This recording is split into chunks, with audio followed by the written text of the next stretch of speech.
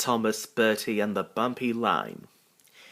Every afternoon, Thomas the Tank Engine puffs along his branch line with Annie and Clarabelle. First they pass the watermill. Next they come to a big farm. Then they can see a bridge with a village nestled either side of it. This is a special place. Wherever children hear Thomas coming along, they stand on the bridge waving until he is out of sight. One day Thomas was running late. He had stopped at the signal before the bridge to talk to some new children. Percy was waiting too.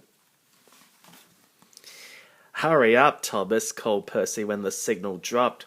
"If you're late, the Fat Controller may get a new engine to replace you."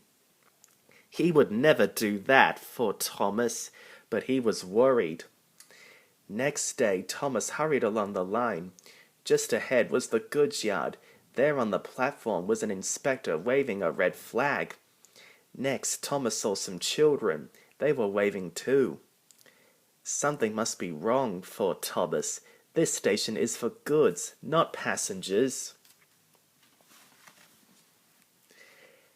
"Help, Thomas, help! We are glad to see you," called the children. "Please, will you take us home?" The station master explained to Thomas's driver that the school bus had broken down and that all the parents would be worried if the children were late. Thomas waited as the children walked down from the bridge.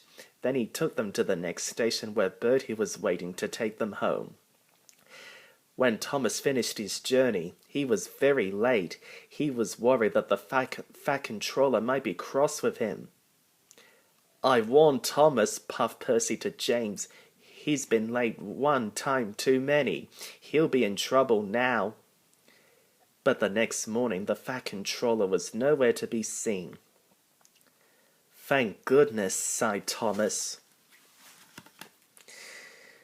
Thomas knows every part of his branch line, but just ahead was a stretch where the hot sun had bent the rails on the track. "Careful, Thomas," called his driver. But it was too late. "That's done it," said his driver. "We shan't get any further today." "What about my passengers?" "Don't you worry. They'll be looked after," replied his driver. While workmen repaired the line, Thomas had to shunt trucks in the yard.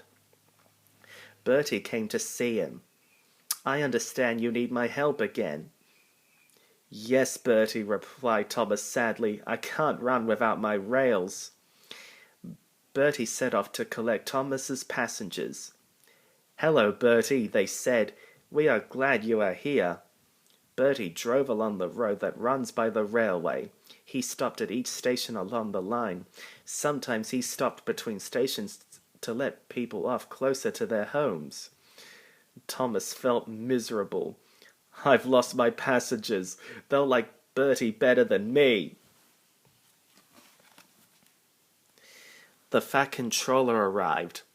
"Your branch line is repaired. I'm going to change your timetable so that you and Bertie can work together more." When Thomas reached the station, there were all his passengers. "Bertie is a good bus, but we miss our train rides with you," they said. Later, Thomas spoke to Bertie. "Thank you for looking after my passengers." "That's all right, Thomas. I like to make new friends, but I'm glad to share them with you." "Bertie," said Thomas, "you're a very good friend indeed."